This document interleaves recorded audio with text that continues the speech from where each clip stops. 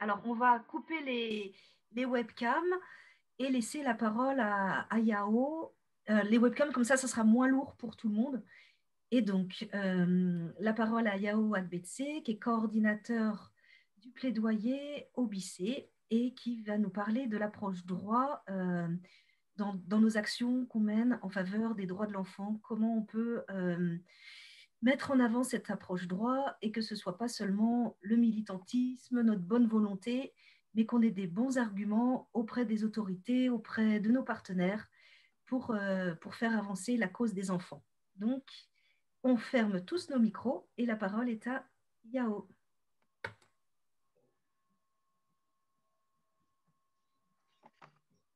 Merci beaucoup, Marie-Laure. Merci à Camilla pour le message introductif à l'endroit de nos partenaires de l'Amérique latine. Merci à Marie-Laure par rapport aux Français vers les amis de l'Afrique. À Diana par rapport au message liminaire délivré à l'endroit de nos partenaires anglophones. C'est un agréable plaisir pour moi de pouvoir commencer cette série de formations en ligne avec vous.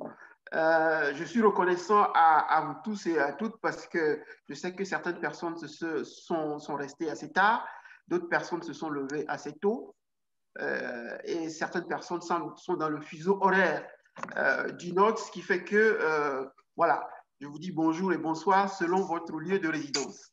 C'est un véritable plaisir pour moi même un honneur de pouvoir vous entretenir justement sur cette thématique qui est tellement importante en fait. Et Marie-Laure, dans son propos liminaire, a touché du doigt un élément essentiel. On ne fait pas juste le travail que nous faisons en tant qu'organisation de la société civile par notre bon vouloir.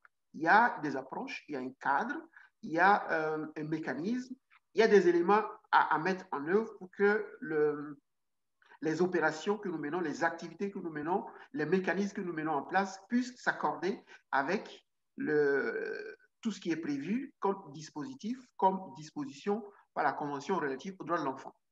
Et pourquoi une approche basée sur le droit? Une approche basée sur le droit est une approche vraiment importante et je peux vous assurer que au niveau du système des Nations Unies dans son ensemble, c'est une exigence.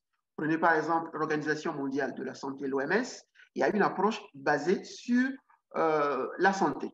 Prenez par exemple l'UNESCO, il y a une approche basée sur l'éducation. Prenez d'autres organisations, par exemple le PNUD, le Programme national des Nations Unies pour le développement, il y a une approche basée sur le droit. Et donc, c'est un élément important qui permet d'habiller, d'irriguer et d'inspirer l'ensemble de nos activités, que ce soit des activités menées par les États, mais également des activités menées par les organisations non étatiques ou les organisations de la société civile que nous sommes. Alors, de quoi parle-t-on lorsqu'on parle d'approche basée sur le droit? Il s'agit de quoi au juste?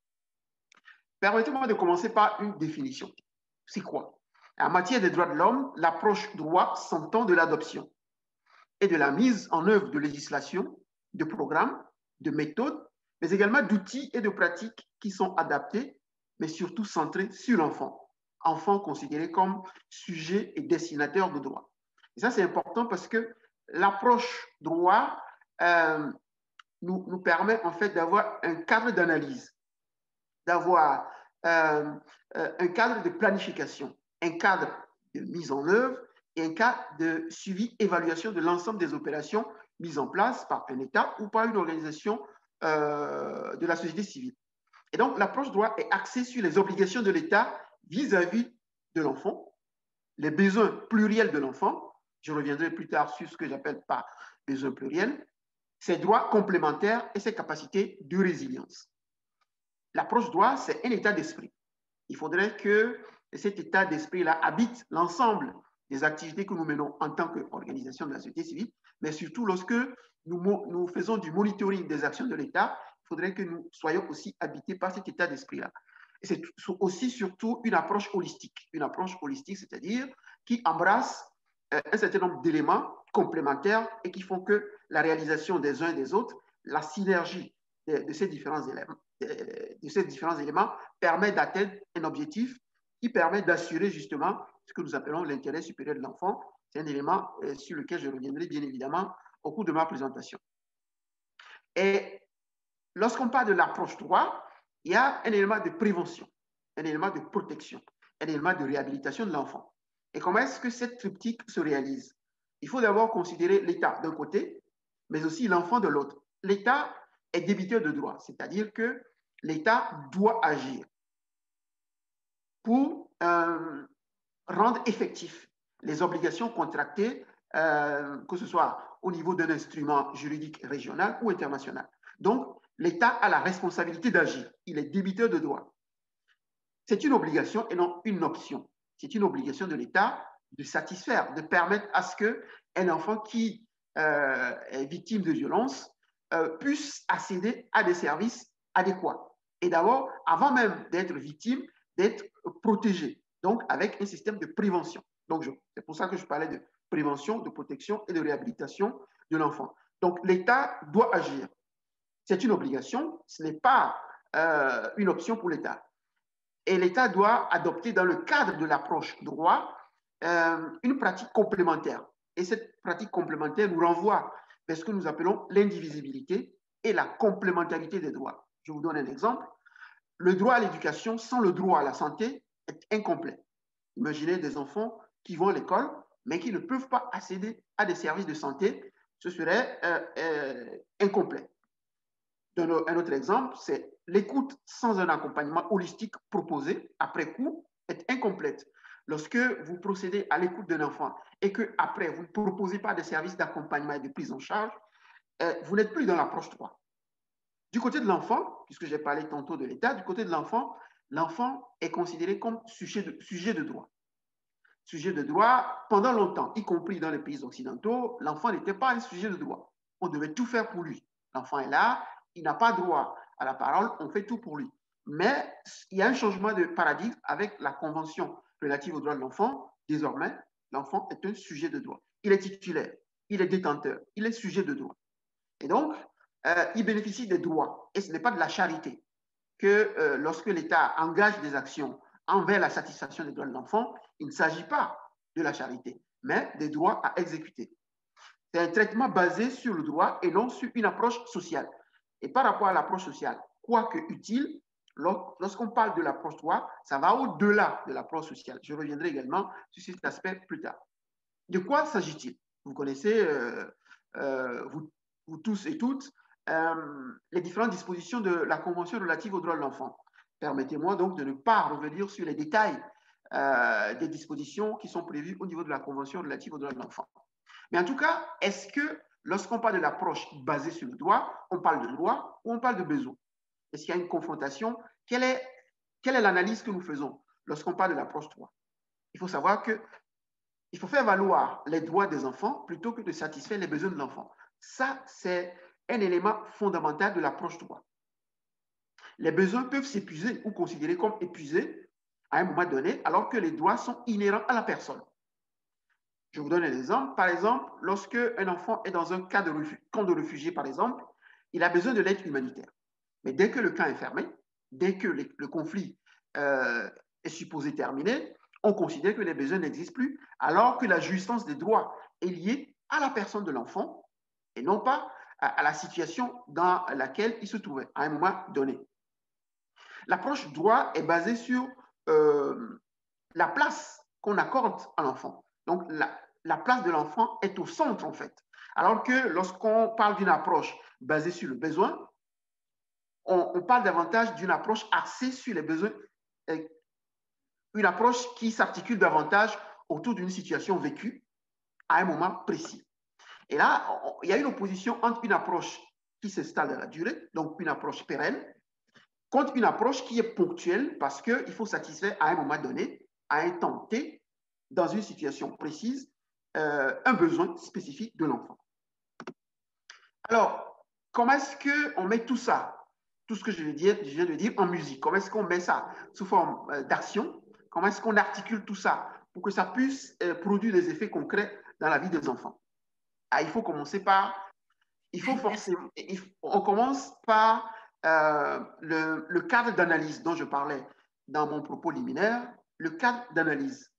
Il faudrait commencer par les obligations internationales contractées par l'État. Et ces obligations se trouvent soit dans des instruments juridiques régionaux ratifiés par l'État. Lorsque vous êtes en Amérique latine, ce sont l'ensemble des instruments au niveau de l'Organisation des États américains. Lorsque vous êtes au niveau de l'Europe, c'est l'ensemble des instruments adoptés par soit le Conseil de l'Europe, qui rassemble l'ensemble des États de l'Europe, mais aussi par l'Union européenne, qui rassemble un certain nombre d'États en Europe. Ou lorsque vous êtes en Asie, c'est l'ASEAN, par exemple, qui adopte un certain nombre d'instruments. Lorsque vous êtes en Afrique, c'est au niveau de l'Union africaine, notamment la Charte africaine des droits de l'homme et des peuples, et spécifiquement en ce qui concerne les enfants, la Charte du bien-être des droits et de l'enfant en Afrique. Ah, donc, il faut ratifier. Il faut ratifier, et de préférence sans réserve. Et si vous souhaitez poursuivre la discussion sur la question de réserve, je suis à votre disposition, bien évidemment. Et ratifier sans réserve, c'est quoi en réalité? Ça suppose l'intégration de l'approche droit. Ça suppose l'harmonisation du droit domestique, donc du droit national, par rapport aux obligations régionales et internationales contractées. Ça veut dire aussi que l'État qui ratifie doit se donner les outils pour la surveillance de la mise en œuvre de cette approche-là, dans son cadre juridique, dans son système national. Au niveau international, on a évidemment la convention que vous connaissez tous, c'est la convention relative aux droits de l'enfant, qui jouit aujourd'hui d'une ratification universelle, c'est-à-dire que l'ensemble des États l'ont ratifié, à l'exception, vous le savez, des États-Unis, qui l'ont certes signé, mais pas ratifié. Et ils ont ratifié ces deux protocoles opérationnels, ce protocole facultatif. Et donc, lorsqu'on parle du bloc conventionnel au niveau international, en ce qui concerne les droits de l'enfant, c'est la Convention relative aux droits de l'enfant. C'est le protocole facultatif par rapport à la vente d'enfants, c'est le protocole facultatif concernant l'implication des enfants dans les conflits armés, mais c'est également le troisième protocole qui concerne la procédure de communication. Au niveau régional, je le disais tantôt, en Afrique, c'est la charte du bien-être des droits et du bien-être de l'enfant. En Amérique latine, on a la Convention interaméricaine des droits de l'homme, avec l'ensemble des dispositions qui sont prévues spécifiquement pour les enfants. En Asie, un certain nombre de documents. En Europe, puisqu'on parle de la violence, on peut se référer de manière spécifique à la Convention de Lanzarote. Et ratifier, c'est bien, mais domestiquer, harmoniser son droit national, c'est encore mieux. Et donc, cela consiste à adopter des tests nationaux en cohérence avec le droit régional ou international ratifié. Il faut respecter le calendrier des soumissions des rapports périodiques aux mécanismes régionaux et internationaux de supervision. Par rapport à cela, on a par exemple le comité des droits de l'enfant qui fait le monitoring de la Convention relative aux droits de l'enfant. Vous connaissez sans doute, puisque vous avez certainement entendu parler du comité des droits de l'enfant et que vous avez certainement, je l'imagine, soumis également des rapports alternatifs à ce comité-là pour justement faire le suivi de l'état de la mise en œuvre de la Convention au niveau national auprès des experts du Comité des Nations Unies sur les droits de l'enfant. Domestiquer, ça veut dire aussi transformer les objectifs des ODD, notamment la cible 16.2 que vous connaissez tous, qui concerne la lutte contre la violence à l'égard des enfants, en plans nationaux, en stratégie nationale, qui permet justement d'ancrer les différentes mesures dans un cadre programmatique. Domestiquer, ça veut dire aussi fournir des informations détaillées avec des données désagrégées sur la situation des enfants et la violence qu'ils subissent. Lorsqu'on parle du cadre juridique, il faut aussi, lorsqu'on veut adopter une approche axée sur le droit, avoir aussi des orientations stratégiques fondées sur justement l'approche droit. Et là, il faut véritablement un changement de paradigme, un changement qui doit conduire les États à respecter et à promouvoir la dignité humaine et l'intégrité physique et psychologique des enfants en tant qu'individus, en tant que personnes titulaires de droits, plutôt que de les considérer avant tout comme étant des victimes. Et ça, c'est un aspect de la lecture obligatoire que vous devriez faire. Si vous l'avez fait, vous aurez sans doute aperçu que ce changement de paradigme est un élément essentiel lorsqu'on aborde l'approche axée sur le droit. Il faut aussi des systèmes et des stratégies de prévention, de répression de la violence qui doivent se fonder sur une approche fondée sur les droits de l'enfant plutôt que sur une approche fondée sur la protection sociale. La protection sociale, certes, c'est une très bonne chose, mais l'approche droit permet d'ancrer davantage, de faire le lien entre les droits et tout ce qui est inhérent à la personne, de sortir de la logique qui consiste à appliquer un droit pour une certaine catégorie de personnes. C'est aussi une approche qui nous permet, je le dirais encore plus loin, qui permet en fait de ne pas faire de la charité, mais de mener des actions parce qu'il s'agit d'une obligation. Et le but ultime de la prise en charge holistique d'un enfant, qu'il soit victime, migrant non accompagné ou séparé, c'est de définir une solution durable sans retard. Dès lors que la situation est connue des autorités, des mesures dirigeantes devraient être prises pour arrêter cette violence et faire en sorte que l'enfant puisse accéder à des services adéquats. Et c'est quoi les services adéquats? C'est la possibilité, lorsque l'enfant est victime de violence, de faire un signalement, de signaler la violence subie. Et le signalement peut se faire à travers les permanences téléphoniques, ça peut se faire à travers des services d'écoute, ça peut se faire à travers des centres dédiés à cet effet. Et il est important de souligner que l'écoute de l'enfant, lorsqu'on parle de signalement, ne devrait pas se faire de manière désordonnée. Il y a un cadre spécifique à observer, il y a des protocoles à respecter, il y a un format à observer et nous reviendrons bientôt, bien évidemment, sur cette application, sur cet aspect-là. Et lorsqu'on parle de l'application, donc la mise en œuvre concrète de l'approche droit, il faut qu'on tienne compte d'un certain nombre de principes et d'actions. En termes de principes, et vous le savez sans doute, je ne vous apprends rien par rapport à cet aspect-là, c'est le respect de l'intérêt supérieur de l'enfant. L'intérêt supérieur de l'enfant, et lorsqu'on parle de l'intérêt supérieur de l'enfant, c'est faire en sorte que toute décision concernant l'enfant soit centrée sur l'enfant. C'est-à-dire que l'intérêt de l'enfant est considéré comme primordial. Et par rapport à cela, je vous renvoie à l'observation générale du comité, observation générale du comité numéro 14, qui détaille de manière précise les composants de ce qu'on appelle intérêt supérieur de l'enfant. Et toujours lorsqu'on parle de principe, c'est la non-discrimination. La non-discrimination, aucun enfant ne doit être laissé de côté. Et ça, c'est le slogan des objectifs de développement durable. Aucun enfant ne doit être laissé de côté. Que l'enfant habite dans un village, que l'enfant habite dans les montagnes reculées, que l'enfant habite dans une région enclavée, il n'y a aucun motif valable de la part de l'État à ne pas fournir les services adéquats et appropriés à cet enfant, quel que soit son lieu de résidence, que l'enfant appartienne à une minorité donnée, que l'enfant appartienne à un groupe, à une population autochtone, il n'y a pas de motif valable pour que l'État ne puisse pas étendre l'ensemble de ses services, l'ensemble des mesures prises à tous les enfants sur son territoire. Après l'intérêt supérieur de l'enfant, la non-discrimination, il y a la participation. La participation est un élément clé, en fait. Lorsque vous prenez, par exemple, l'article 12 de la Convention relative aux droits de l'enfant, on note la question de la participation comme étant un élément central, même si la participation n'est pas nommément mentionnée en tant que telle dans la Convention, mais l'interprétation objective, d'ailleurs, de l'article 12 de la Convention relative aux droits de l'enfant nous donne un certain nombre d'éléments. C'est de respecter l'opinion de l'enfant. C'est de recueillir la parole de l'enfant, notamment lorsqu'il est victime de violence. C'est parce que l'enfant est un sujet de droit. C'est un acteur de son droit. Et l'enfant doit être ce qu'on appelle en Amérique latine protagoniste. Protagoniste, c'est-à-dire il doit faire partie intégrante de la recherche de solutions, de la solution qui le concerne. Et évidemment, l'autre principe, le quatrième principe, c'est le droit de vivre, de survivre et se développer. Mais en termes d'action maintenant, comment est-ce qu'on convertit ces principes-là en termes d'action?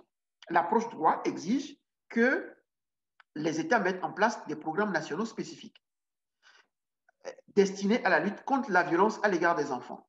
Et C'est un élément essentiel. Lorsque le Comité des droits de l'enfant des Nations Unies examine les rapports périodiques des États, c'est un élément essentiel auquel les experts du comité prêtent attention. Est-ce que dans un État donné, est-ce que dans vos pays respectifs, l'État a un programme national dédié à la lutte, spécifiquement dédié à la lutte contre, la violence à l'égard des enfants? Ça, c'est un élément essentiel.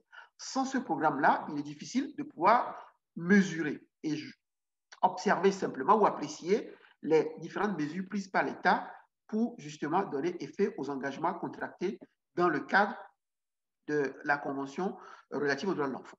En termes d'action, l'approche droit exige également des services disponibles. Non seulement disponibles, mais aussi accessibles et abordables. Si par exemple, on a un système de signalement connu, est-ce qu'on a d'abord un système de signalement dans le pays? Si on a un système de signalement, est-ce que ce système de signalement est connu et par les enfants et l'ensemble des éducateurs qui s'occupent des droits de l'enfant dans le pays? Si ce système de signalement existe, est-ce que ce système est accessible de manière gratuite et universelle à l'ensemble des enfants? Ça, c'est une question fondamentale.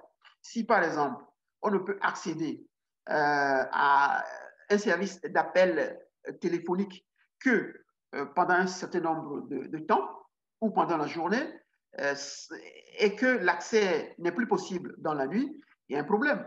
L'accès en ce moment n'est plus universel. Ou par exemple, si vous possédez un certain nombre de catégories de portables, vous ne pouvez pas accéder au système, il y a un problème. Le système n'est donc pas accessible à tous les enfants.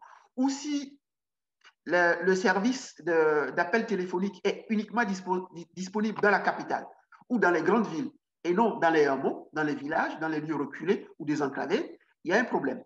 Et donc, l'approche droit exige qu'on étende l'ensemble des services à l'ensemble du territoire national, y compris pour les enfants qui sont dans des endroits difficiles. Et il faudrait que ce système soit aussi gratuit. Si, par exemple, vous devez payer pour le faire et que vous n'avez pas les moyens de le faire, vous ne pouvez pas accéder à la justice. Et c'est pour ça, justement, que l'approche droit exige que non seulement les services destinés aux enfants soient accessibles, mais aussi abordables. Faire en sorte que le service profite à l'ensemble des enfants sur le territoire. Et il faut des pratiques adaptées, ce qu'on appelle en anglais child-friendly practices. Il faudrait que les pratiques soient adaptées aux enfants. Et comme je le dis, il faudrait que ce soit des pratiques à hauteur d'enfant. C'est-à-dire que les enfants peuvent comprendre, que les enfants peuvent exercer. Il faudrait de la disponibilité, mais aussi de l'accessibilité, de l'adaptabilité, de l'universalité et de la compréhensibilité.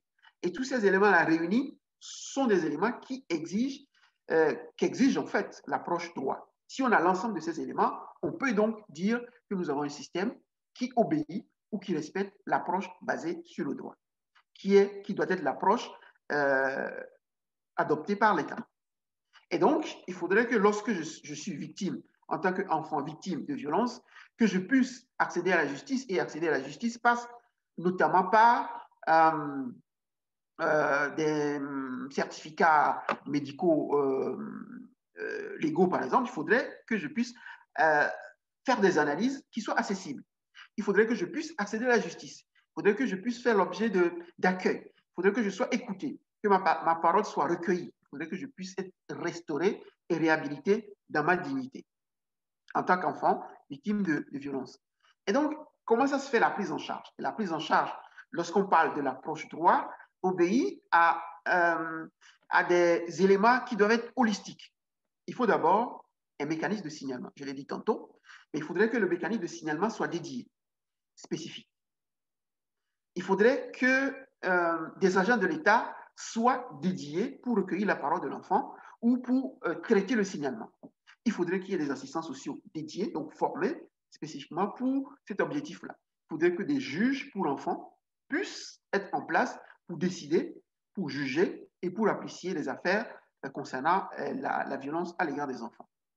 Au-delà du mécanisme de signalement, on a un mécanisme de réfèrement. En mauvais français, mais en bon français, on dirait un système d'orientation. Donc, un système d'orientation qui suppose une certaine capacité de l'État à proposer après signalement un processus thérapeutique en tenant compte des besoins de l'enfant.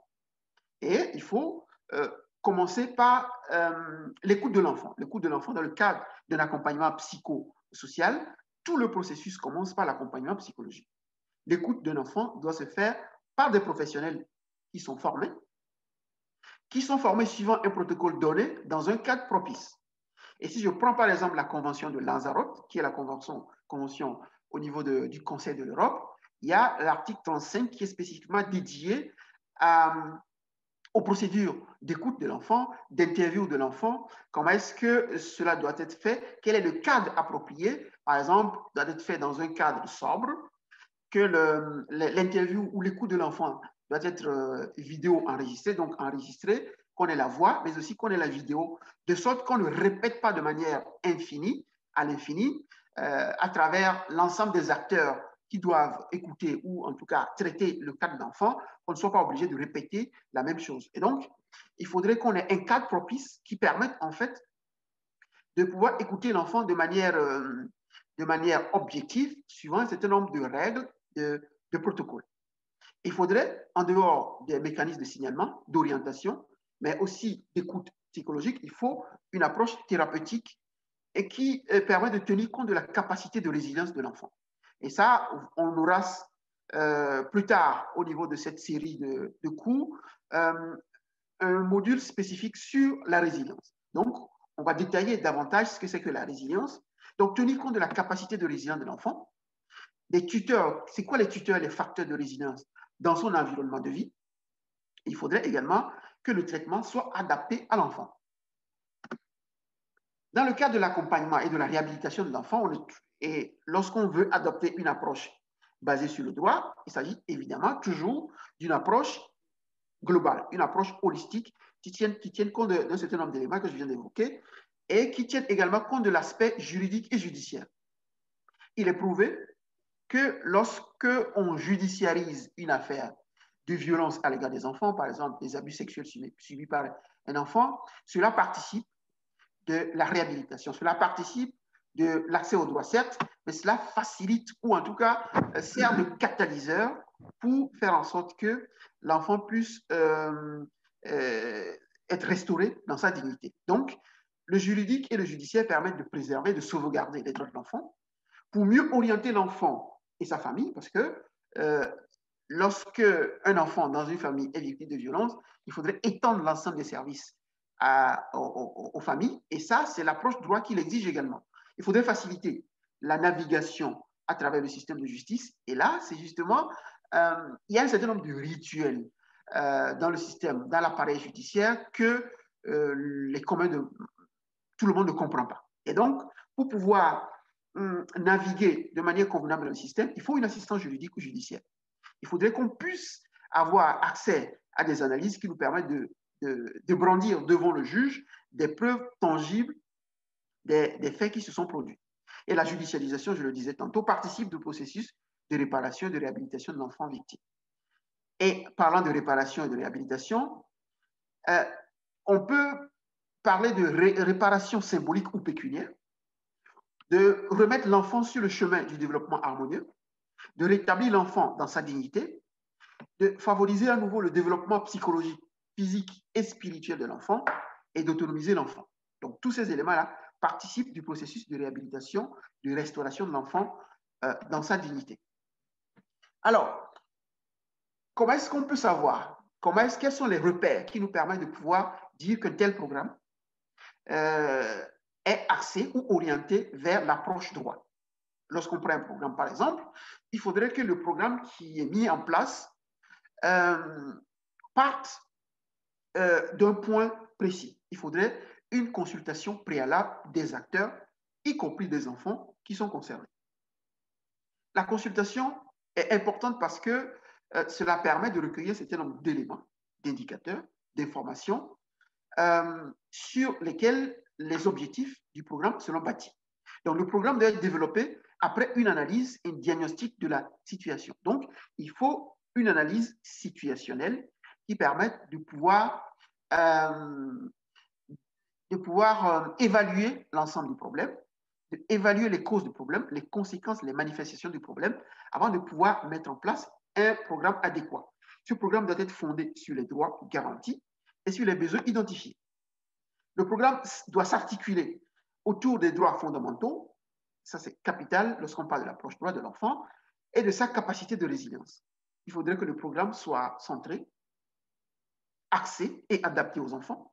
Il faudrait que le programme soit non discriminatoire, visant à réduire les disparités et donner priorité aux enfants les plus marginalisés, vivant dans des zones défavorisées ou appartenant à des minorités ou à des populations autochtones, je le disais tantôt.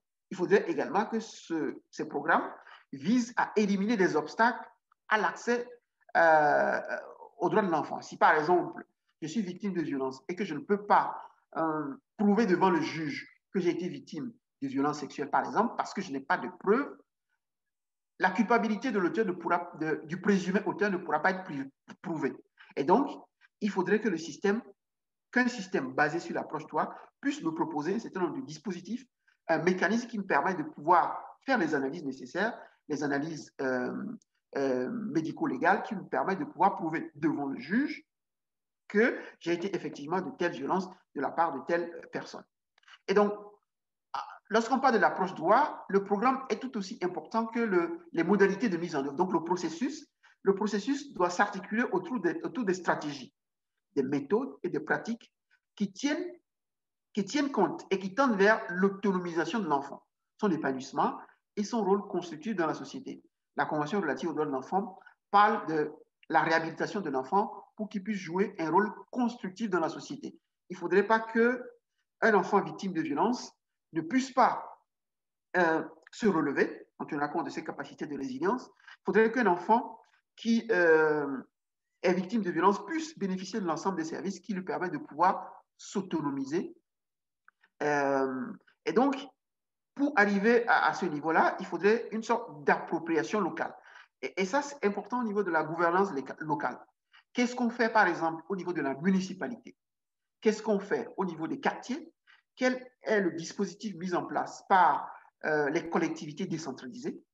Quels sont les services mis en place par les villes, les municipalités, les quartiers pour justement répondre à ces besoins, pour répondre à ces besoins justement. Et donc, il faut une appropriation locale, un ancrage local et une sorte de responsabilisation des autorités décentralisées pour le suivi et l'évaluation. Il est bien que l'État puisse prendre des décisions, mais si l'État prend des décisions à la capitale et que les collectivités décentralisées, les villes, les municipalités, les districts ne sont pas contactés ou ne sont pas impliqués dans le processus de prise de décision, cela ne pourra pas fonctionner. Et donc, cela implique une participation, la participation des enfants en tant que protagoniste. Et ce mot, je l'adore parce que protagoniste, ça veut dire que l'enfant est partie prenante de tout le processus et c'est un moyen et aussi un objectif. Il faudrait que la participation puisse faire en sorte que la finalité, les objectifs auxquels on parvienne, puissent contenir des éléments justement qui ressortent de l'analyse situationnelle, y compris par les enfants eux-mêmes. Il faudrait que les auteurs soient impliqués et formés. Et lorsqu'on parle de formation, il ne s'agit pas uniquement de la formation initiale, mais également de la formation continue. On peut avoir au niveau de la faculté de droit, au niveau de la faculté de psychologie ou de sociologie, avoir des connaissances préalables ou dans un centre de formation. Mais si, une fois en activité, on n'a pas accès à des formations qui nous permettent d'actualiser nos connaissances, de pouvoir adapter nos outils aux réalités, cela n'est pas important. Et l'approche droit exige justement que la formation continue fasse partie des méthodes mises en place par l'État. Donc, il faudrait aussi que les outils soient adaptés à l'enfant. Il faudrait un monitoring et une évaluation interne et externe. Donc, externe par des organes indépendants, mais aussi au niveau interne par l'ensemble des services de l'État qui sont concernés, ou si on prend une ONG, l'ensemble des collaborateurs qui sont impliqués dans la mise en œuvre du programme. Il faudrait une transparence qui doit se constater notamment via la collecte de données désagrégées. En résumé, je voudrais axer ce résumé autour de 3 axes. Le premier axe, c'est le fondement d'un programme basé sur une approche droit. Il faudrait que les programmes tendent il faudrait que les programmes se fondent sur les droits fondamentaux de l'enfant. Ceci est capital. Parce que si on ne se fonde pas sur les droits fondamentaux de l'enfant, on fausse la base. Il faudrait que les normes relatives aux droits de l'homme, et en particulier celles portant sur les droits de l'enfant, fournissent un cadre pour l'élaboration d'objectifs, de cibles et d'indicateurs mesurables dans le programme. C'est très important. Et ça, c'est un fondement majeur. Il faudrait aussi, au niveau du deuxième axe, une analyse des causes. Et l'analyse des causes doit s'orienter vers des causes qui sont apparentes, des causes qui sont sous-jacentes, des causes qui sont profondes et qui sont identifiées ou disséquées au moins d'une analyse de situation, je l'ai dit tantôt, mais c'est une solution valable et une solution justement qui est valable dans un pays donné ne le sera pas forcément dans un autre pays. C'est pour ça qu'il faut adapter, il faut s'inspirer, adapter, donc par rapport à la situation. C'est une étude, il faudrait aussi que lorsqu'on parle de développement d'indicateurs de départ, l'indicateur de départ se fonde par exemple sur une étude qui permet voilà, de voir par exemple, est-ce que le développement physique et émotionnel de l'enfant, comment est-ce que les assistants sociaux, comment est-ce que les psychologues tiennent compte dans le cadre de l'accompagnement de l'enfant du développement physique, émotionnel, cognitif et social. Il faudrait aussi que les études permettent d'étudier l'ensemble des problématiques liées aux enfants. Il faudrait qu'on ait des études sur la pédagogie de la petite enfance, sur la psychologie infantile. Tout cela, ce sont des ressources qui permettent de fonder et d'ancrer le programme dans les réalités de terrain. Et donc, dans le cadre de cette analyse, l'analyse doit inclure, par exemple, toutes les parties prenantes et doit porter donc sur la capacité de l'État en tant que responsable au premier chef de la mise en œuvre des droits de l'enfant et de sa capacité à travailler en coopération et en collaboration avec des acteurs non étatiques, notamment les organisations de la société civile que nous sommes. Au niveau des bénéficiaires, les bénéficiaires doivent être considérés impérativement, ici en l'espèce les enfants, comme des sujets de droit. Ce sont des acteurs majeurs de leur propre développement, plutôt que comme des simples bénéficiaires ou qui doivent simplement consommer des services qu'on leur présente ou qu'on leur propose. Et la participation est, je le dis encore, à la fois un objectif et un moyen. Les enfants doivent être considérés comme des protagonistes. C'est une exigence fondamentale de l'approche basée sur le droit. Et en tant qu'objectif, lorsqu'on parle d'objectif ultime de l'approche droit, les programmes ciblent en priorité les groupes marginalisés et exclus. Il faudrait qu'on puisse faire en sorte que les services dédiés aux groupes marginalisés leur permettent de pouvoir émerger de la situation dans laquelle ils se trouvent pour ne plus subir la violence. Il faudrait que les stratégies favorisent l'autonomisation et la responsabilisation. Il faudrait que le processus de développement fasse l'appropriation locale.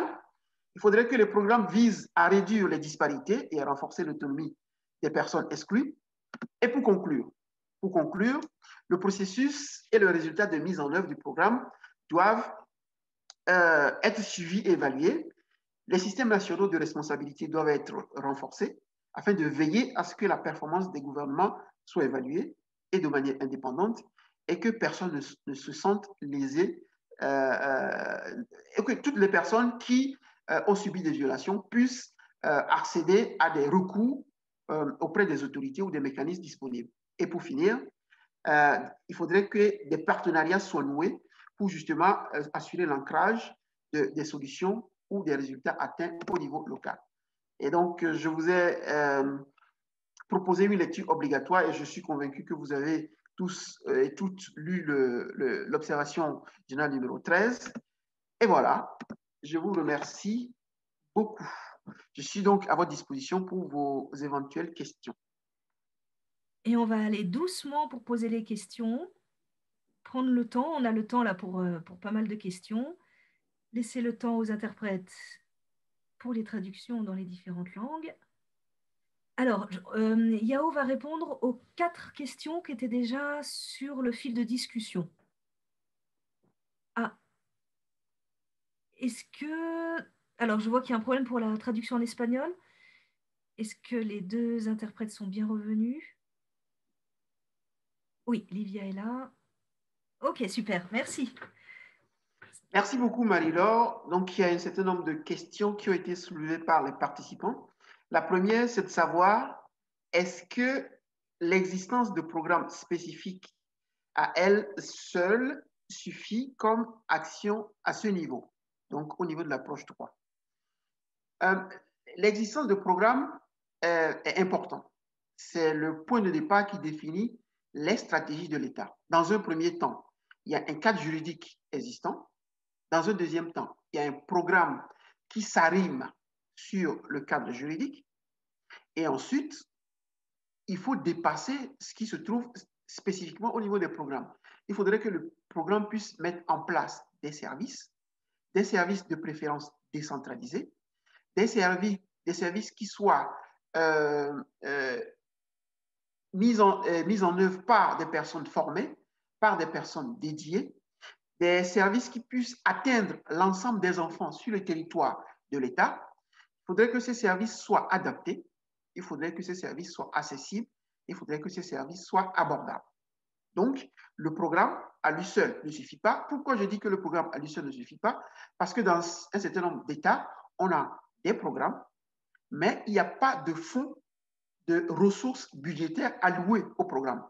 Et dans ce cas-là, on ne peut pas parler d'une approche droit, ou en tout cas d'une approche droit limitée, étant donné que les ressources nécessaires pour la traduction concrète du programme en acte, le budget n'est pas alloué, ce programme ne répond pas à l'approche droit. Donc, c'est un élément essentiel qu'il faut soulever lorsque vous faites, par exemple, du suivi, évaluation auprès des services de l'État, en soulignant justement que d'un côté, on a le programme, ce qui est une bonne chose, mais il faut se donner les moyens nécessaires pour que le programme puisse prendre ancrage au niveau national et que les différents services proposés soient mis en place et soient accessibles, abordables et disponibles pour l'ensemble des enfants.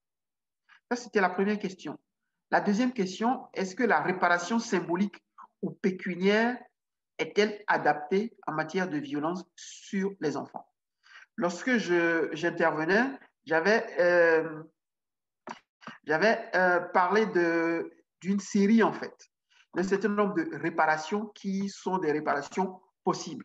Et bien évidemment, on ne peut pas s'arrêter à la réparation pécuniaire lorsqu'il s'agit à la réparation symbolique lorsqu'on a des enfants qui sont victimes de violences, mais il faut aller au-delà de la réparation symbolique. Le fait déjà que l'auteur présumé, ou en tout cas l'auteur, reconnaisse les faits, c'est déjà quelque chose de symbolique qui permet en fait à l'enfant victime de violence de se reconstruire. Lorsqu'il y a un déni de la part de l'auteur de la violence, cela aggrave les symptômes et la douleur au niveau de l'enfant. C'est pour cela que la réparation symbolique n'est pas à négliger, mais on ne peut pas s'arrêter à la réparation symbolique. L'approche droit exige qu'on aille au-delà pour justement proposer une réparation pécuniaire, une réparation qui va jusqu'à la réhabilitation de l'enfant dans ses droits, dans sa dignité, une réparation qui permet à l'enfant de rebondir à nouveau et d'assumer un rôle constructif dans la société, comme le dit la Convention relative aux droits de l'enfant. Il y a une autre question, celle-là qui vient de M. Aimé Hadji, qui nous demande de savoir, peut-on dire que l'approche droit décourage la déjudicialisation? L'approche droit, bien au contraire, ne décourage pas la déjudicialisation. J'ai évoqué un certain nombre d'éléments. J'ai d'abord dit que l'approche droit rassemble des éléments pour faire en sorte que les pratiques, les services, les soins qui sont proposés à l'enfant victime de violence puissent avoir un caractère holistique. Et donc, ça inclut d'abord la possibilité de signaler la violence, la possibilité d'être écouté, d'être référé ou orienté vers des systèmes adaptés pour un accompagnement et une prise en charge, une écoute attentive qui se déroule dans un cadre propice, effectué par des personnes, des assistants sociaux, des psychologues, des médecins formés, dans un cadre qui soit propice. Voilà. Et donc, il faut le signalement, le psychologique, l'orientation le thérapeutique, mais aussi le judiciaire. Il est prouvé que lorsqu'on va jusqu'à la justice et que une décision de justice sanctionne l'affaire, cela accélère ou en tout cas permet une réhabilitation plus rapide ou une réhabilitation plus favorable. Ensuite, il y a une question qui est en espagnol. J'ai compris que l'approche droit devrait être prioritaire et non l'approche sociale. Pourriez-vous nous donner plus d'informations sur cette approche, sur ces différentes approches? Je le disais, par exemple, lorsqu'on parle de l'approche basée sur le besoin ou une approche basée sur la protection sociale, on va dire que dans un endroit donné, il y a un besoin qu'il faut satisfaire. Dans une région donnée, dans un district donné, il y a un besoin parce que voilà, les enfants de cette région n'ont pas accès à un certain nombre de services. Mais le problème, c'est que lorsqu'on limite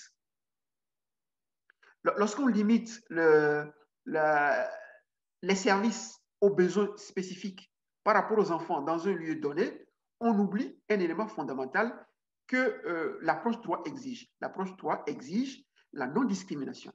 L'approche droit exige que la couverture puisse aller de manière prioritaire aux enfants qui sont marginalisés, aux enfants qui sont exclus, aux enfants qui n'ont pas accès aux services comme les autres enfants.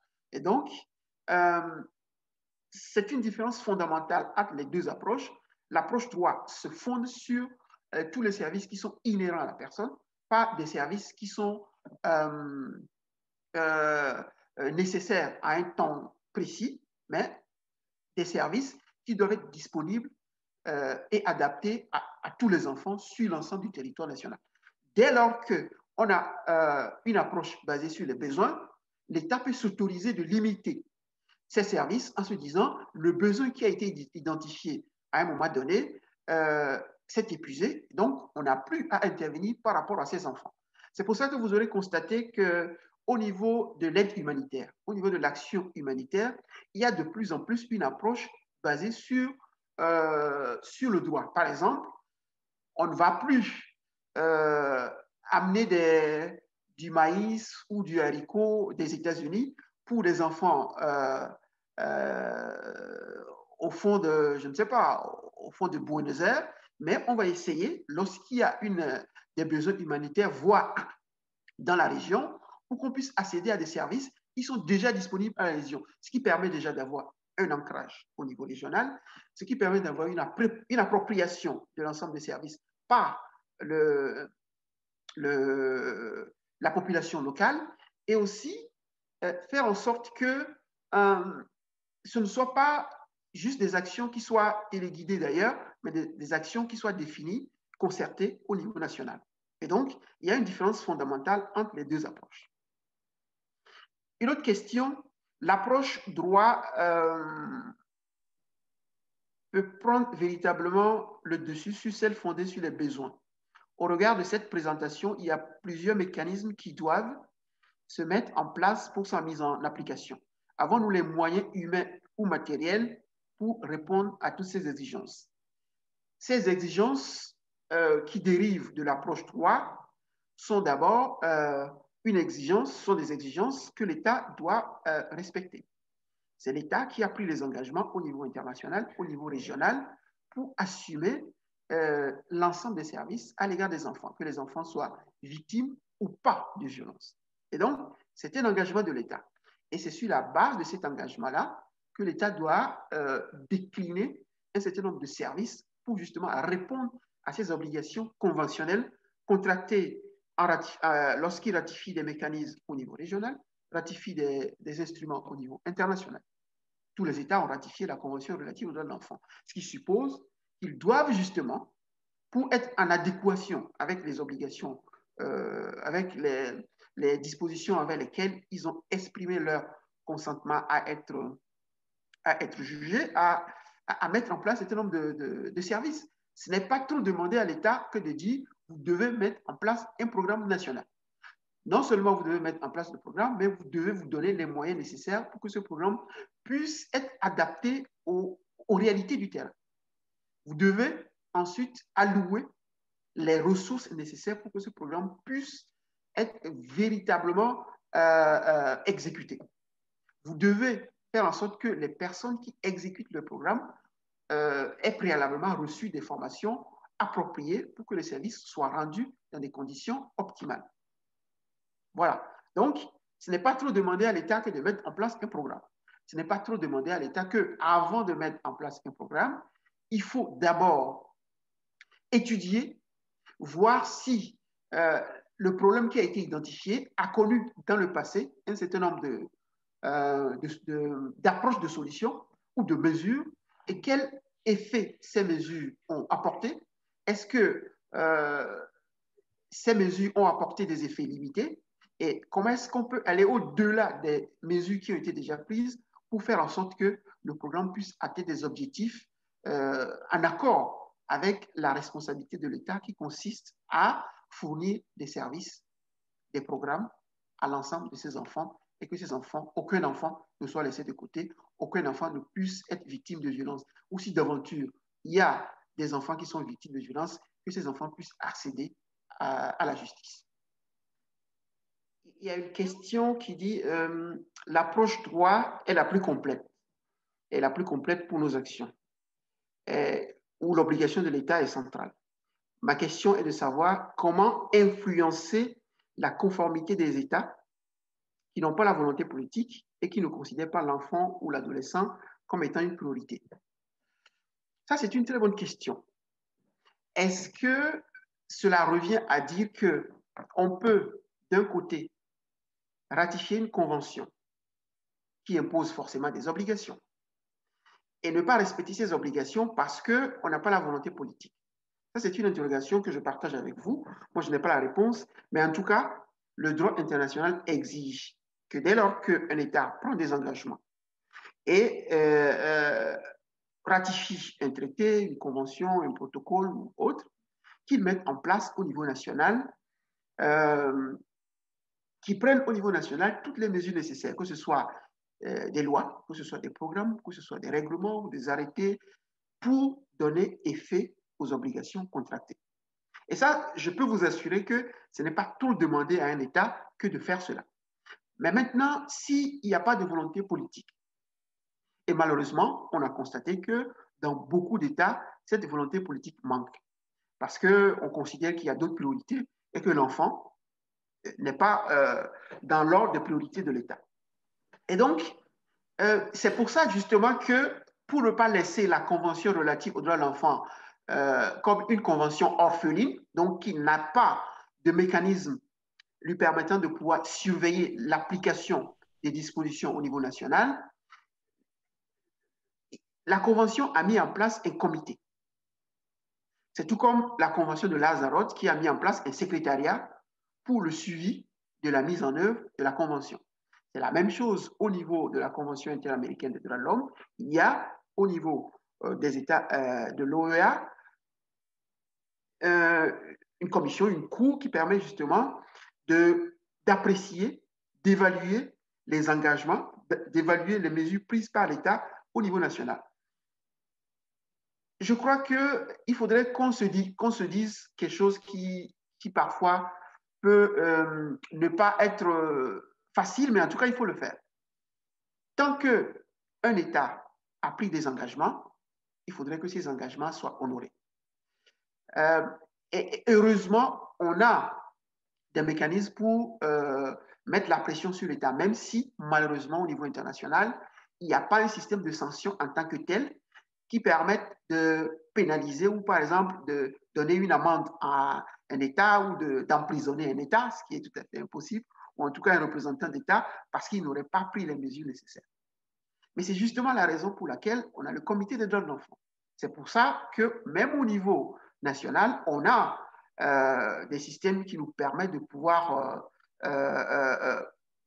tenir pour responsable l'État. Si par exemple, on constate qu'il y a beaucoup de violences, il y a des violences à l'égard des enfants dans le système scolaire, il faudrait que l'État puisse prendre des mesures nécessaires. S'il y a de la violence au niveau de la famille, dans le cercle familial, il faudrait que l'État puisse mettre en place un système qui permette de retirer, par exemple, un enfant dans un milieu violent. On sait que de plus en plus, dans les clubs sportifs, les enfants sont victimes de violences.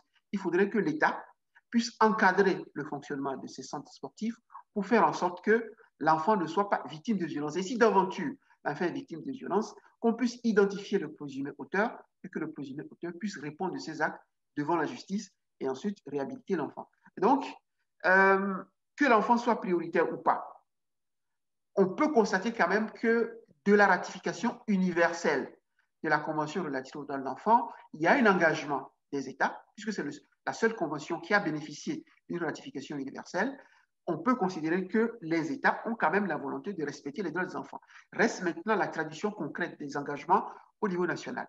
Et je crois qu'on peut et on doit d'ailleurs mettre la pression sur l'État pour qu'il y ait des programmes, des stratégies au niveau national de mise en œuvre. Alors, on va passer un peu aux questions qui sont écrites dans le fil de discussion, mais on va laisser la parole en même temps pour qu'on ne loupe pas de questions. Alors, il y a Blanca Estella qui a posé une question. Alors, si elle peut la poser, Blanca Estella. Et après, il y aura Emilienne.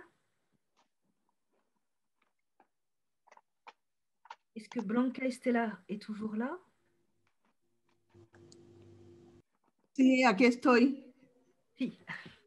Sí, la pregunta va en la línea, en el enfoque de, nosotros estamos directamente involucrados en las comunidades, donde el enfoque de derecho todavía hay que trabajarlo mucho a nivel de pensamiento, de actitud, de comportamiento, y como son comunidades muy precarizadas, empobrecidas y excluidas, está muy metido el enfoque de necesidades. Entonces yo creo que ahí hay un gran desafío en los procesos de formación y transformación para que se asuma ese enfoque y las comunidades se empoderen para la defensa de los derechos de las niñas y los niños. Pero mi pregunta va, ¿cómo comprometer a las comunidades desde este enfoque en el compromiso de la defensa de los derechos de los niños y las niñas, cuando vemos que justo estos derechos están totalmente violentados, violados e incumplidos, pues? Gracias. Est-ce que vous voulez traduire ou je réponds par rapport à ce que j'ai compris? On n'a pas entendu, Yao. Moi, je n'ai pas eu la traduction. Est-ce que les autres ont eu la traduction? Ah. Oui. Oui. Moi, de mon côté, est-ce que tu as sélectionné le français, Yao? L'interprétariat. Moi, j'ai bien eu la traduction, j'avais choisi. Est-ce qu'elle peut reposer la question? Enfin, juste la dernière partie de la question. En précisant le pays d'où elle vient et l'association et son... Voilà. Sí. Et la caméra, por favor. Blanca Fuentes, de Guatemala, Fundación Pedro Poveda. La pregunta, ¿cómo involucrar a las comunidades en la defensa de los derechos de las niñas y los niños habiendo asumido este enfoque de derechos? O sea, el Estado es la responsabilidad del Estado es clarísima, pero aquí las comunidades, cuando el incumplimiento es evidente de los estados, ¿cómo las comunidades se empoderan para hacer viable esto en lo que le corresponde? Claro.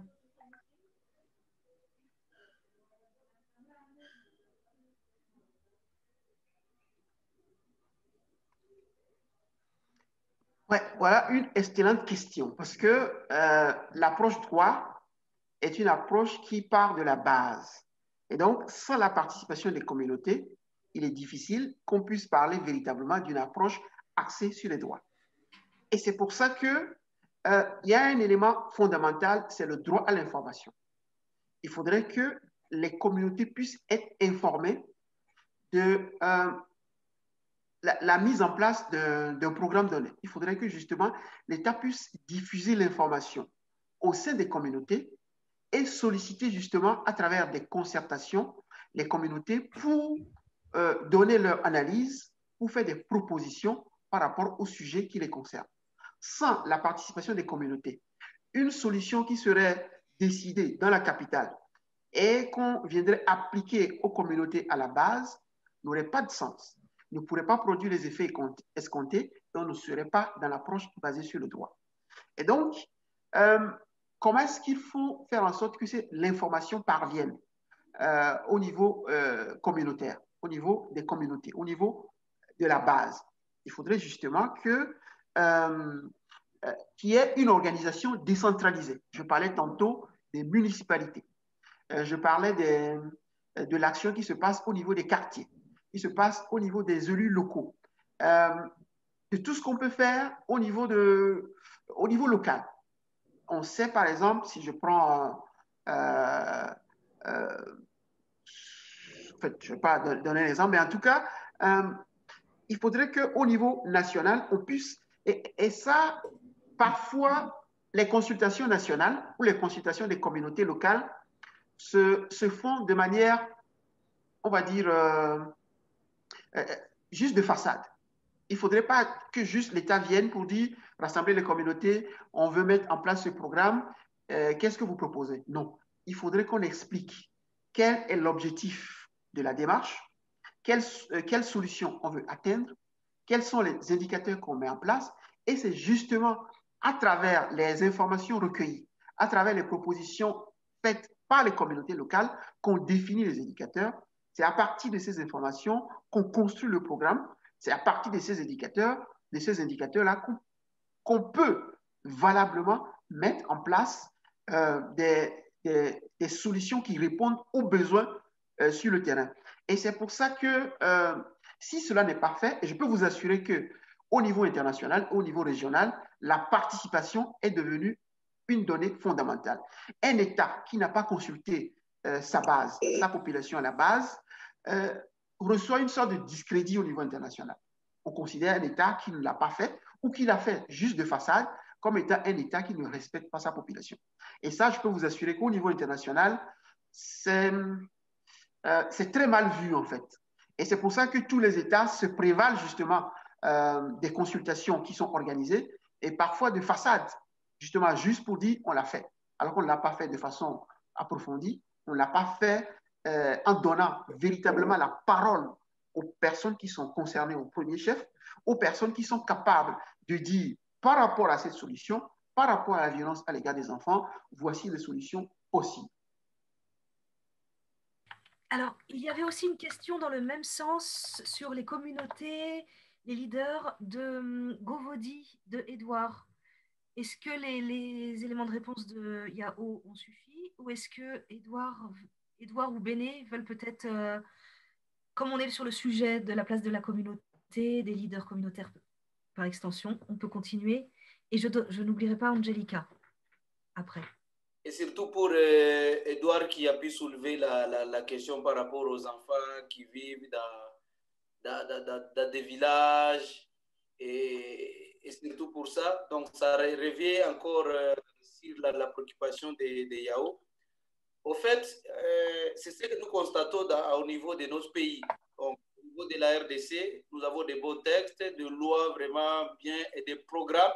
Donc en lisant, on peut espérer que peut-être demain ou après-demain, la situation des enfants pourrait trouver vraiment des solutions. Mais ce qui est plus difficile au niveau communautaire. Donc, il y a un engagement au niveau des communautés. Je vais parler par exemple au niveau de la RDC où il y a l'approche communauté protectrice qui travaille avec la division des affaires sociales. Il y a tout un programme, mais ce qui pose des problèmes, c'est les mesures d'accompagnement. Donc, j'ai aimé un peu la présentation de Yao. Je comprends que c'est tout un système. Et dès qu'il y a une partie qui ne marche pas, d'office, la roue ne va plus marcher. Donc, nous avons les cas des enfants qui sont identifiés, des situations de vulnérabilité. On engage les cadres de base qui réfèrent un peu le cas. Bon, mais ils vont référer pour quel service? Il y a la question de la disponibilité des services qui pose des problèmes. Donc, à un moment donné, il faut maintenant voir qu'il faudrait maintenant soutenir les enfants, les programmes du gouvernement, comment la contribution du gouvernement, on n'en a pas. je veux parler par exemple de l'aspect sur la récession ou bien l'accès à la justice pour les enfants. Donc, vous allez trouver qu'avec tout ce qui entoure les phénomènes, avec la corruption, tout ça, et les cas d'impunité, ça décourage. Donc, il y a des gens qui préfèrent faire même des arrangements à l'amiable au détriment malheureusement des victimes que d'aller par exemple au niveau de la justice. Donc, vous comprenez, moi ce que je retiens ici, tout ce que Yao a présenté, on comprend bien qu'il faut les services, qu'il faut des lois, il faut les mettre en application, mais dans le contexte où nous devons comprendre ça comme un système et que si une partie ne s'engage pas, si la communauté ne s'engage pas, si l'État ne s'engage pas, ça pose vraiment un sérieux problème. Je ne sais pas si le collègue peut dire aussi quelque chose. Alors, on va peut-être prendre 2 questions en même temps. Et Yao répondra. La parole à Angélica qui lève la main depuis longtemps. Et après Gaston. Comme ça, Gaston, tu te prépares. On fera 3 questions. Sí. Gracias, soy de la Oficina de Pastoral para la Niñez y la Familia. Pastoral pour la famille de Colombie. Je voudrais partager avec vous une réflexion. J'ai trouvé cette intervention fort intéressante, mais j'aimerais approfondir un autre concept, un concept sociologique, c'est-à-dire la violence structurelle. C'est-à-dire tous les éléments dont vous avez parlé sont fondamentaux dans cette approche.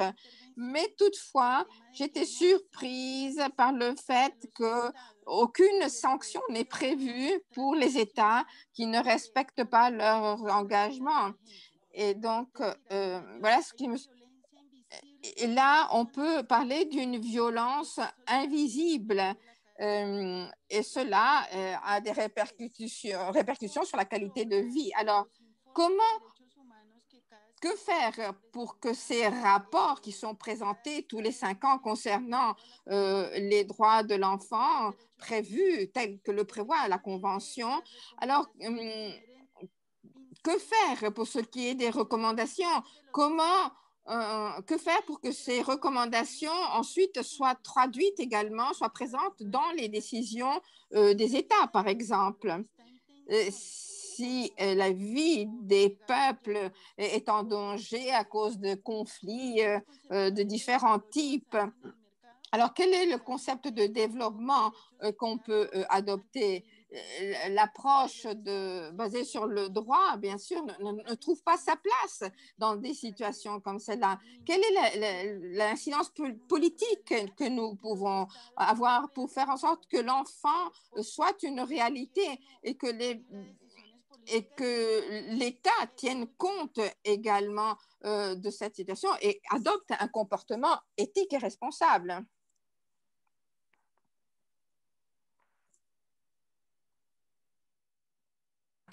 Dernière question de Gaston, après Yao répond, et on passera à d'autres questions. Si Gaston, tu veux te présenter ton pays aussi. Je suis Gaston Bagué, proviseur du lycée Saint-Joseph de Kilo, dans la province de la Tandilé au Tchad. Je voudrais intervenir sur certains points évoqués un peu lors de la présentation, parce que nous avons une préoccupation ici. C'est l'aspect judiciaire dans le délit. Ici, dans notre constitution, l'avant-dernière constitution, il était prévu qu'on peut s'entendre. On appelle ça la DIA. Alors, quand des auteurs d'un crime pareil agissent et qu'ils ont beaucoup d'argent, ils vont vers les parents et ils réparent le préjudice en donnant de l'argent. Mais sur le plan judiciaire, ils ne sont pas suivis. Est-ce que dans cette présentation d'une loi constitutionnelle, est-ce qu'on ne voit pas qu'il y a un encouragement à des délits puisqu'on a un pouvoir financier? Même si on a dit qu'il y a des réparations pécuniaires. Donc c'est un point. Peut-être qu'il faudrait que nos États puissent aussi tenir compte de ces enfants qui sont marginalisés et qui ne peuvent pas de fois se défendre. Est-ce qu'il ne faudrait pas mettre dans nos constitutions qu'il faut sanctionner fortement ces personnes qui atteignent à l'intégrité physique, morale et affective de ces enfants? Je voudrais aussi revenir sur un point des services de signalement. Nous, dans notre pays, c'est un pays très enclavé. Hein? Tous ces services que M. Yao a cités, on les trouve très loin. Généralement, c'est dans les grandes villes. Mais les petites villes sont en déperdition, c'est-à-dire qu'il n'y a pas de décentralisation des services. Alors, comment, sur le plan communautaire, parce qu'il y a une intervenante qui a déjà signalé l'aspect de l'éducation des populations. Nous savons que dans nos villages, c'est la tradition qui prime encore. C'est-à-dire, la tradition règle un peu la vie quotidienne. Même la loi de l'État ne fait pas de fois face à la tradition. Alors, comment lier la tradition et le droit pour qu'on puisse trouver un moyen de protéger harmonieusement ces enfants? Merci.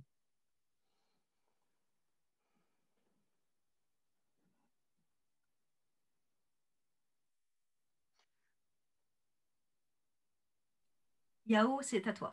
Voilà, merci beaucoup pour ces 3 questions de la RDC, de la Colombie et du Tchad. Je commence par la RDC, par Bénin. C'est vrai ce que vous dites, en fait, et ça traduit, en fait, tous les défis qu'on a au niveau national. Comment est-ce que les États arrivent à faire en sorte que les personnes puissent jouir effectivement de leurs droits, notamment les enfants. Et ça, malheureusement, on peut et on doit constater que les mesures d'accompagnement sont assez rares. Et ça, il y a des éléments qu'on peut analyser. Lorsque, par exemple, l'État adopte son budget national, le budget annuel doit prévoir un certain nombre de services, que ce soit le budget national ou le budget provincial, ou le budget de district, ou le budget de la ville. On doit prévoir un certain nombre de lignes budgétaires qui sont destinées à mettre en place, à renforcer un certain nombre de services à l'égard des enfants. Des services d'écoute, des services de permanence téléphonique, des services d'analyse psycho-légale, un certain nombre de services qui permettent à la population de pouvoir accéder à la justice. Et malheureusement, on constate que ces services ne sont pas là. Et ça,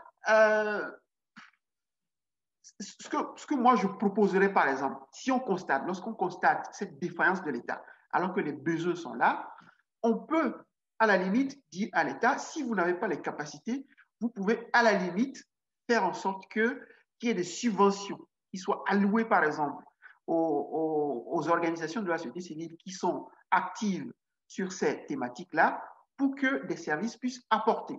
Si l'État ne peut pas mettre en place des centres, il subventionne des centres qui sont déjà existants et peut, par exemple, lorsque les centres qui sont subventionnés ne prennent en charge que les enfants de 10 ans, l'État peut dire, par exemple, prenez les enfants jusqu'à l'âge de 14 ans et vous avez cette subvention pour pouvoir répondre à l'ensemble des besoins de ces enfants-là. Donc, l'État doit, en principe, trouver un certain nombre de palliatifs au manque de ressources. Le manque de ressources, un État n'aura jamais suffisamment de ressources pour l'ensemble de ses besoins, mais il est de sa responsabilité de s'organiser. La seule organisation permet déjà de faire en sorte que les services soient disponibles. Je prends par exemple l'exemple des lignes téléphoniques, des permanences téléphoniques. Les permanences téléphoniques, c'est bien parce que ça permet de signaler un fait, mais si le signalement ne peut se faire que dans la capitale, comme l'a dit le proviseur, si on a ce signalement que dans la capitale et que les personnes qui sont dans les villages ne peuvent pas accéder à ce service, on n'est pas dans une approche basée sur le droit. Et en ce moment-là, une organisation simple permet de le faire. Par exemple, lorsqu'on reçoit l'appel, qu'on puisse orienter l'enfant vers des centres qui sont disponibles et qui peuvent prodiguer les soins et les services nécessaires. Il suffit juste que l'État s'organise, que l'État puisse identifier l'ensemble des services sociaux sur l'ensemble du territoire et qu'à un appel donné, on puisse donner une réponse en référant l'appelant vers le service approprié. Donc, il faut juste des partenariats comme étant des solutions possibles. On peut avoir une organisation plus appropriée pour éviter, pour faire en sorte que le manque de ressources ne soit pas un problème ou un empêchement à l'accès aux services et à l'accès à la justice. Et la question d'arrangement à l'amiable, c'est une question qui porte véritablement atteinte aux droits de la victime. Lorsqu'on procède par arrangement, cela veut dire qu'on ne reconnaît pas la personne, l'enfant victime, en tant que victime. Et ça, c'est très dangereux parce que en ce moment-là, l'auteur présumé, ou en tout cas l'auteur, puisque dans ce cas précis, il reconnaît en allant vers la négociation à l'amiable parce que cette personne qui est auteur a les ressources, cela encourage l'impunité. Et l'impunité fait en sorte que les actes de violence à l'égard des enfants sont répétés à travers le temps. Donc, les solutions qui tournent autour de l'arrangement encouragent l'impunité parce que l'auteur sait qu'en ayant des ressources, il peut, à chaque fois qu'elle exerce une violence sur un enfant, aller négocier et donner un certain nombre de montants à la famille ou à l'enfant qui est victime. Et cela est contraire à l'accès à la justice. Maintenant, par rapport à la question de la Colombie, je comprends aussi que, malheureusement, il n'y a pas de sanctions au niveau international qu'on impose aux États. Mais il y a quelque chose qu'on peut appeler le naming et le shaming, le fait que tous les 5 ans, en examinant les rapports des États, le comité des droits de l'enfant dise, par exemple, la Colombie ne fait pas ceci, la Colombie n'a pas mis en place des mesures nécessaires pour donner effet aux recommandations qui ont été formulées il y a 5 ans en arrière, que l'État n'a pas fait. Ça suscite une certaine honte de la part de l'État qui se voit ainsi contraint de prendre les mesures qui s'imposent. Malheureusement, on ne voit pas. Si je prends l'exemple de la Colombie, l'Institut colombien du bien-être familial, l'ICBF, qui est l'organe national qui supervise la mise en œuvre des programmes relatifs aux droits de l'enfant, devrait disposer des ressources appropriées pour que les enfants puissent accéder à la justice. Par exemple, dans le cadre de la pandémie de la COVID-19, l'ICBF a mis en place un certain nombre de programmes pour répondre à la recrudescence ou à l'augmentation de la violence à l'égard des enfants, notamment dans le cercle familial. Mais la question qui se pose, est-ce que l'ICBF a les ressources nécessaires pour atteindre l'ensemble des enfants? Ou c'est juste des enfants qui sont à Medellín, ou juste les enfants qui sont à Bogota, qui sont susceptibles d'accéder à ces services? Est-ce que les enfants qui vivent dans les populations autochtones, dans les communautés rurales, participent ou bénéficient également de ces services? Malheureusement, non. Et c'est pour ça que le comité est toujours ouvert à écouter l'ensemble des préoccupations de cette nature-là, des préoccupations qui viennent de la base, et ensuite formuler des recommandations qui soient adaptées et qui, on va dire, mettent la pression sur l'État pour justement réparer ou en tout cas mettre en place des services qui s'imposent. Par rapport à la question de... C'est vrai que si l'État doit agir et qu'il s'abstient d'agir, il y a une sorte de violence invisible, on peut l'appeler ainsi. Mais je crois qu'il nous appartient aussi, en tant qu'organisation de la société civile, de mettre l'État devant ses responsabilités. Si nous sommes capables de montrer à travers nos rapports, nos activités, nos discussions, les failles du système, les défauts, les lacunes, on peut toujours interpeller l'État en disant, que ce soit au niveau de la Commission interaméricaine des droits de l'homme, que ce soit au niveau du Comité des droits de l'homme des Nations Unies ou devant les instances régionales, on peut toujours interpeller l'État et obtenir, je l'espère en tout cas, des approches de solutions, des mesures qui puissent améliorer la situation. Concernant la question du Tchad, qui rejoint un peu la question des communautés donc posée par la RDC et la Colombie. La réparation à l'amiable, je le disais, c'est attentatoire à la dignité de la victime. Et heureusement, même s'il n'y a pas de sanctions au niveau international, il y a des sanctions qui sont prévues au niveau du code pénal, au niveau des codes pénaux de tous les États. Donc, la violence à l'égard des enfants est punie. Si les violences ne sont pas punies dans le code pénal de votre État, c'est justement à ce niveau qu'il faut agir pour que la législation puisse tenir compte, par exemple, de la violence intrafamiliale, parce que les enfants subissent de la violence à l'intérieur de la famille. Les enfants subissent de la violence à l'école. Les enfants subissent de la violence dans la communauté. Mais est-ce que la loi, le code pénal ou l'ensemble de la législation nationale tient compte de ces différentes catégories de violence que subissent les enfants dans les différents milieux? Si ce n'est pas le cas, il faut agir pour faire en sorte que la législation soit révisée ou réformée.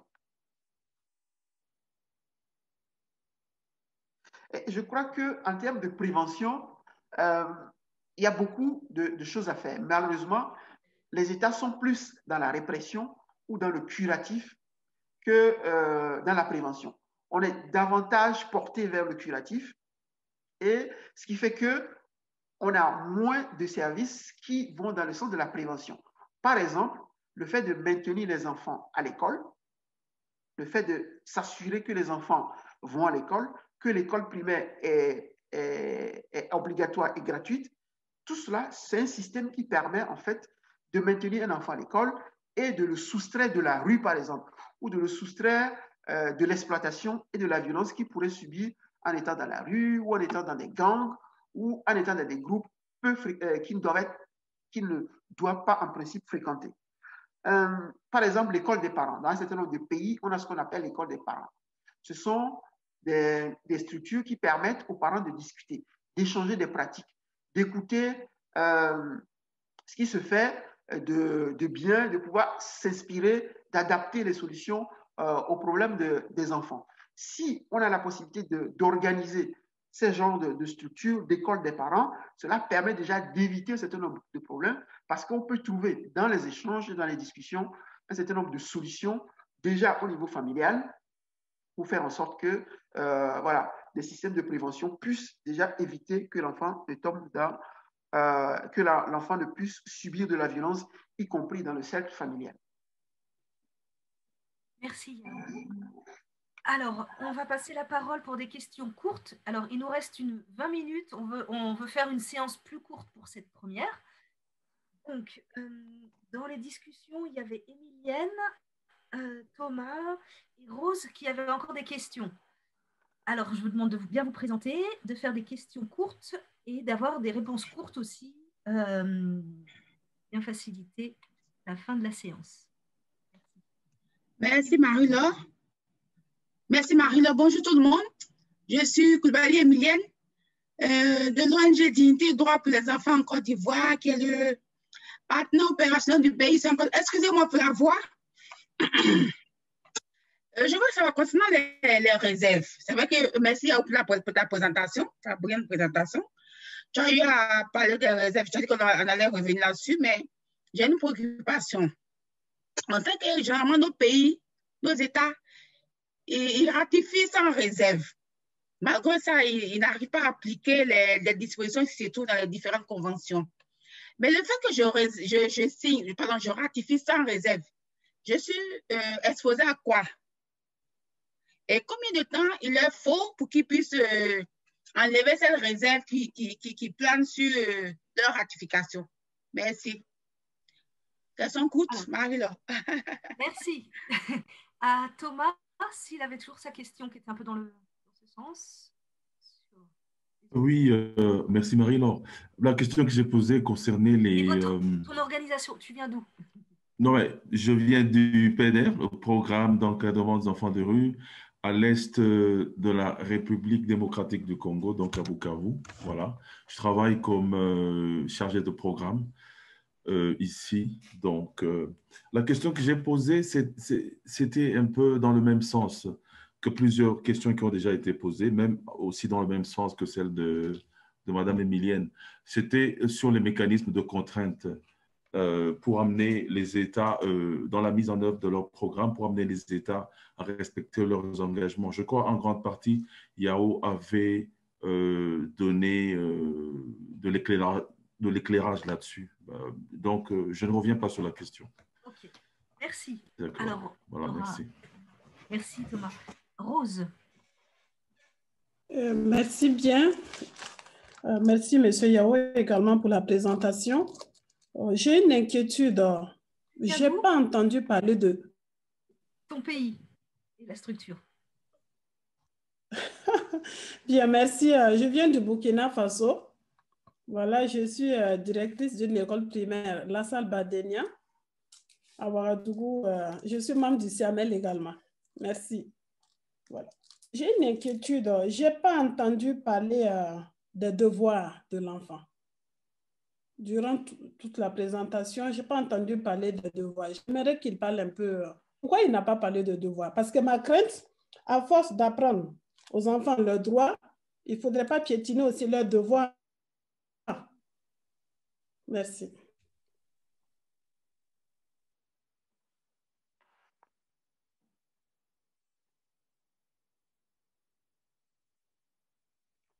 On clôture bien pour la dernière question. Merci, Rose. Voilà. Par rapport à la question des réserves, c'est une question technique, juridique très compliquée au niveau du droit international. Il y a une différence entre un État qui a ratifié avec réserve et une différence entre un État qui a ratifié avec réserve et un État qui a ratifié sans réserve. Lorsqu'on ratifie avec réserve, ça veut dire qu'on met un veto sur les dispositions réservées. Et ça veut dire que si, par exemple, la réserve porte sur le mariage des enfants, cela veut dire que l'État n'est pas contraint d'appliquer cette disposition qui l'engage à éradiquer le travail, le mariage forcé sur son territoire, malheureusement. Et donc, au niveau international, c'est une question assez compliquée parce que, voilà, les États estiment que, au nom de la souveraineté, ils peuvent ratifier des conventions en émettant des réserves sur un certain nombre de dispositions. Mais il y a ce qu'on appelle l'objet et le but du traité. Est-ce qu'une réserve peut porter sur l'objet et le but du traité? Justement, si par exemple, à ratifier la Convention relative aux droits de l'enfant, un État met une réserve sur la disposition qui demande aux États de présenter des rapports périodiques au comité. Est-ce qu'on peut considérer que cette réserve est attentatoire à l'objet et au but du traité, au but de la Convention en question? Ça, c'est un problème qui est pratiquement insoluble au niveau international, mais il est clair qu'empêcher un mécanisme de supervision d'examiner la situation dans un pays donné n'est pas conforme à l'objet et au but de la Convention. Et donc, cette réserve tue en quelque sorte la Convention et jette de la suspicion sur l'intention réelle de l'État en ratifiant la Convention.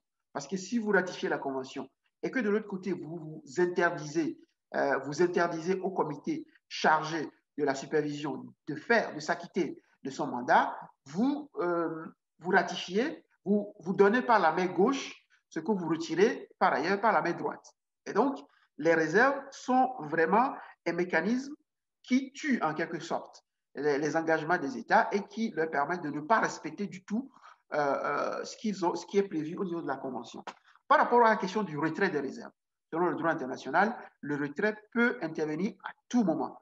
À tout moment, l'État peut décider de dire, OK, telle réserve, je l'avais formulée à un moment où le droit national n'était pas conforme.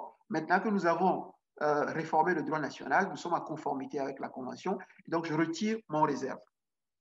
Mais il nous appartient aussi, en tant qu'organisation de la société civile, lorsque nous intervenons auprès des États, de souligner l'importance du retrait des réserves en mentionnant, par exemple, le fait que les réserves formulées, par exemple, il y a des années, n'ont plus d'objet aujourd'hui parce que soit le droit a évolué, soit ce sur quoi portait la réserve n'est plus d'actualité. Par rapport à la question de Thomas, voilà, ça me permet de revenir un peu sur les mécanismes de contrainte. Au niveau de la Convention, c'est un système d'évaluation et de monitoring qui est fait par le comité. Mais au-delà de la Convention, les États prennent des engagements. Par exemple, au niveau des objectifs de développement durable, c'est un engagement programmatique qui définit un certain nombre d'axes que les États doivent, par exemple, mettre en œuvre. Il y a par exemple la cible 16.2 dont j'ai parlé et qui demande aux États d'éradiquer la violence à l'égard des enfants d'ici 2030. Voilà, c'est un engagement que les États ont pris et il y a un mécanisme qui permet aux États, que ce soit au niveau du Conseil des droits de l'homme, que ce soit au niveau de l'examen périodique universel, mais également à un niveau plus politique, au niveau du High Level Political Forum, le forum politique de haut niveau qui se tient aux États-Unis et qui permet en fait aux États de faire rapport par rapport aux mesures prises au niveau national pour donner effet à leur engagement au titre des objectifs de développement durable. Mais il y a aussi d'autres partenariats. Par exemple, il y a le partenariat mondial sur l'élimination de la violence à l'égard des enfants. Et ça également, un certain nombre de pays représentés ici sont des pays pionniers et qui donc, à ce titre, sont appelés à mettre en place un certain nombre de mesures pour éradiquer la violence à l'égard des enfants sur le territoire. Par rapport à la dernière question de Madame Rose du Burkina, les devoirs de l'enfant. Ça, c'est une question assez technique aussi. Je dois dire que ce soit au niveau de l'Amérique latine, au niveau de l'Europe, au niveau de l'Asie, il n'y a pas, en tout cas de manière conventionnelle, des dispositions qui incitent sur la question des devoirs. Mais lorsqu'on prend la charte africaine des droits et du bien-être de l'enfant, on a des dispositions qui portent sur les devoirs de l'enfant. Le devoir de l'enfant de respecter ses parents, le devoir de l'enfant de ne pas trahir son pays, de respecter les emblèmes, tout ce qui concerne son pays. Mais il faudrait que je souligne quelque chose de fondamental. Avoir des devoirs, ce n'est pas une mauvaise chose. Respecter ses parents, je crois que ça va de soi. Ça fait partie de l'éthique, ça fait partie de l'ordre qu'on doit avoir au niveau de la famille et dans la société. Mais il faut noter que la jouissance par un enfant de ses droits n'est pas subordonnée à l'exécution des devoirs. Et ça, il faut qu'on puisse se le garder en tête. Ce n'est pas parce que l'enfant n'a pas obéi à ses parents qu'on ne doit pas l'admettre à l'école. Et ça, je crois que c'est très important d'insister là-dessus. Il n'y a pas c'est pas le fait de dire que l'enfant n'a pas respecté son devoir, du coup, il ne peut pas jouir de ses droits. Ça, ce n'est pas ça. Mais en soi, parler des devoirs de l'enfant n'est pas quelque chose de mauvais en soi. Mais simplement, on ne doit pas subordonner justement l'exécution de devoirs à la jouissance des droits. Voilà.